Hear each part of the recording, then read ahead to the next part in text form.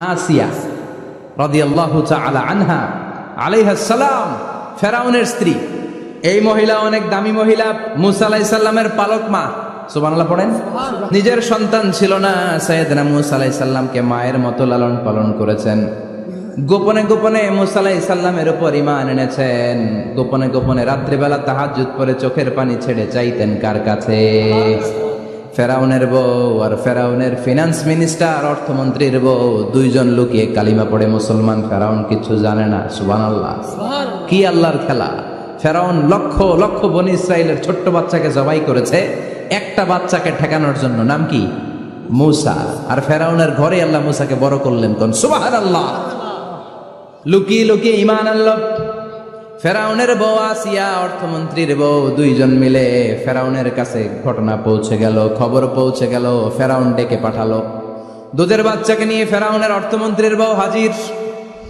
কুখ্যাত সন্ত্রাসী ফেরাউনের নিজের বউ আসিয়াও হাজির। ফেরাউন বলে, এক আল্লাহর উপর কুফরির ঘোষণা দে, আল্লাহকে ভুলে যা, আমার পায়ের সামনে সেজদা দে, আমি মাফ করে দেব। আসিয়ার এক কথা, জীবন যাবে কিন্তু ঈমান যাবে। ফেরাউনের অর্থমন্ত্রীর স্ত্রীরও এক কথা, যে আল্লাহর কাছে আমরা মাথা নত করেছি, পৃথিবীর কোন শক্তির কাছে ওই মাথার নত হতে পারে না। ফেরাউন বলল, তাই নাকি? দেখি তোদের ঈমানের পাওয়ার কত বড়। অর্ডার করলো, বিশাল বড় পাতিল নিয়ে আসো, কড়াই নিয়ে আসো, কড়াই ভর্তি তেল গরম করতে শুরু করো। টকবক টকবক করে কড়াইয়ের মধ্যে গরম তেল। ফেরাউন বলে, ও অর্থমন্ত্রীর স্ত্রী, তোমারে অনেক ভালো জানতাম, এখনই আমার পায়ের সামনে সেজদায় লুটিয়ে পড়ো, আল্লাহরে ছাড়ো, আমি তোরে ছেড়ে দেব।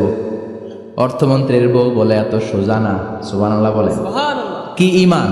ঈমানের পথে অবিচল থেকে আমার মরণ যেন হয়, তোমারই কাছে মিনতি আমার, তোমারই কাছে মিনতি আমার, মহামহিম দয়াময়, ঈমানের পথে অবিচল থেকে আমার মরণ যেন হয়। পড়েন আমিন। আবার পড়েন আমিন। এক কথা, আল্লাহর সামনে মাথা নত করেছি, কারোর সামনে করব না। ফেরাউন অর্ডার দিল, এই মহিলার দুধের বাচ্চাটারে টান দিয়ে আন, টকবক তেলের মধ্যে, কড়াইয়ের মধ্যে গরম তেলের মধ্যে ছেড়ে দে। মায়ের চোখের সামনে দুধের বাচ্চাকে গরম তেলের মধ্যে ছাড়ে। হিসাবটা কি সহজ নাকি? কথা বলেন। চিৎকার দিয়ে মা কেঁদে ওঠে, ছেড়ে দাও।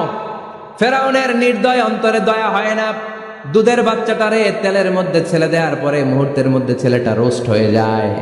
কিন্তু ছেলেটা হাত উঁচু করে ডেকে বলে, মা ভয় পেও না, তোমরা দেখো টকবগে কড়াইয়ের ভেতরে তেল, আসলে মা এটা আগুন না, এটা জান্নাতের বাগান।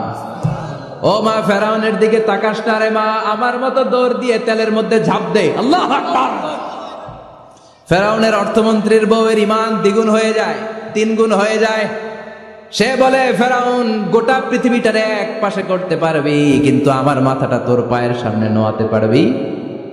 ফেরাউনের অর্থমন্ত্রীর ওই স্ত্রীকে বাচ্চার পরে ওই তেলের মধ্যে ঢেলে দেওয়া হলো। ওই মহিলাটাও রোস্ট হয়ে যায়। বাকি রইল ফেরাউনের বউ আসিয়া। কি নাম? আসিয়া কিন্তু দৃশ্যটা দেখেছে, চাক্ষুষ মৃত্যু দেখেছে দুইজনের। ফেরাউন বলে, আসিয়া, কত অন্তরঙ্গ সম্পর্ক আমাদের, আজীবন কত ভালোবাসা ছিল, কত খুনসুটি ছিল, কিন্তু আমার পায়ের মধ্যে সেজদা দিয়ে প্রমাণ কর তুই আমারে ভালোবাসিস। আসিয়ারও একই কথা, জীবন দিব কিন্তু ঈমান দিব না। ফেরাউন বলল, তোকেও আমি ছাড়বো না, তোকে আমি উলঙ্গ করব। হাজার হাজার মানুষের সামনে আসিয়ার কাপড় টেনে নেওয়া হলো, তক্তার মধ্যে শুইয়ে তক্তার মধ্যে হাতে পায়ে পেরেক মারা হলো। হাতের এই পাশ দিয়ে পেরেক ঢুকে ওই পাশ দিয়ে বেরোয়, তক্তার এ পাশ দিয়ে ঢুকে ও পাশ দিয়ে বেরোয়, ফিনকি দিয়ে রক্ত বের করে। আসিয়া সহ্য করতে না পেরে ডেকে বলে, আল্লাহ, ফেরাউন থেকে তুমি আমারে বাঁচাও। এই দোয়াটা সূরাতুত তাহরিমে আল্লাহ সরাসরি কোট করেছেন, রব্বিবনিলি ইনদাকা বাইতান ফিল জান্নাহ, ও আল্লাহ মালিক, তোমার পাশে জান্নাতে একটা ঘর বানায়া দিও। এরকম একটা সঙ্গীত আছে না নাই? এই সঙ্গীতটা সরাসরি সূরাতুত তাহরিম আসিয়ার দোয়া থেকে কোট করা হয়েছে, পড়েন সুবহানাল্লাহ। মালিক তুমি জান্নাতে, তোমার পাশে আমায় একটি ঘর বানিয়ে দিও, একটি ঘর বানিয়ে দিও, সে বিভীষিকাময় মহাদিনে তোমার প্রতিবেশী করে নিও।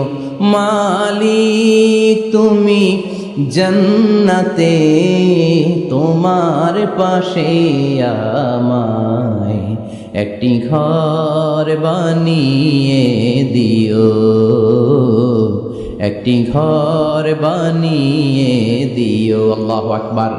সেই ৫,০০০ বছর আগের দোয়া আজও আমরা তাফসীর মাহফিলে গান বানিয়ে বলি। ৫,০০০ বছর আগের কথা আজও আমরা কোরআনের আয়াত হিসেবে পড়ি। আল্লাহু আকবার। কি মকবুল হয়েছেন মহিলাটা আল্লাহর দরবারে। আল্লাহরে বললেন, আল্লাহ শুধু তোমার ইবাদতের কারণে আজকে আমার এমন দশা উলঙ্গ হওয়া লাগলো, আমার হাতে পায়ে পেরেক ঠোকা হলো, আল্লাহ এখন গরম তেলের মধ্যে ছেড়ে দেয়া হবে, তুমি বাঁচাও। আল্লাহ বললেন, জিব্রাইল আমার জান্নাতটারে আসিয়ার চোখের সামনে তুলে ধর। আমার আসিয়া দুনিয়ার বুকে থেকে এই জান্নাত দেখে দেখে আমার মেহমান হয়ে আমার কাছে আসবে। আসিয়াকেও গরম তেলের মধ্যে ফেলে দেয়া হলো। দুনিয়ার বুকে থেকে জান্নাতের নমুনাটা দেখতে দেখতে সাইয়েদাতুনা আসিয়া আল্লাহর কাছে চলে গেলেন। পড়েন আল্লাহু আকবার। এজন্য ঈমানের পথে অবিচল থেকে আমার মরণ যেন হয়। পড়েন আমিন। তাহলে আসিয়ার জীবনী থেকে আমার মায়েদের জন্য শিক্ষা হলো, ঈমান ছাড়া যাবে না, বেঈমান হয়ে মরা যাবে না, মাজারে গিয়ে মুশরিকাদের কাতারে নাম তোলা যাবে। ওই মায়েরা ঈমান কেমন করে রক্ষা করবেন? ঈমান কত বড় দামি জিনিস। ঈমান একজন নারীর মর্যাদা আল্লাহর কাছে কত বাড়িয়ে তোলে। আসিয়ার জীবনে এই শিক্ষাটা আছে না নাই?